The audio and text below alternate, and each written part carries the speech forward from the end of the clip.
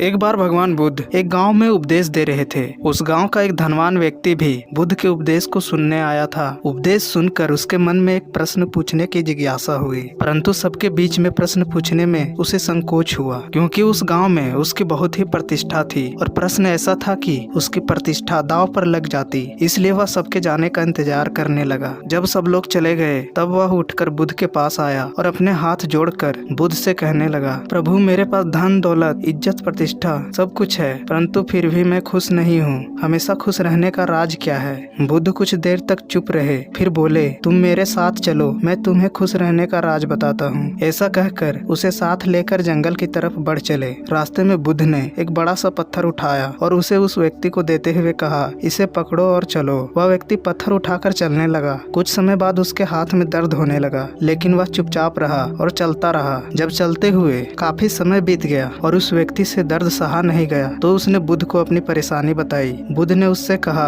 पत्थर नीचे रख दो। पत्थर नीचे रखते ही उस व्यक्ति को बड़ा राहत महसूस हुआ। तभी बुद्ध ने समझाया, यही खुश रहने का राज है। व्यक्ति ने कहा, स्वामी, मैं कुछ समझा नहीं। बुद्ध बोले, जिस तरह इस पत्थर को कुछ समय तक हाथ में रखने पर थोड़ा दर्द हुआ और ज्यादा समय तक रखने पर ज्यादा दर्द हुआ, उसी तरह दुखों के बोझ को जितने समय तक कंधों पर उठाए रखोगे उतना ही ज्यादा दुख होगा। इसलिए दुख जिस कारण से उत्पन्न हुआ है उसे जानकर अपने अंदर से निकाल फेंकना होगा, तभी हम खुश रह सकेंगे। संभव हो तो दुख रूपी पत्थर को उठाने से बचना होगा।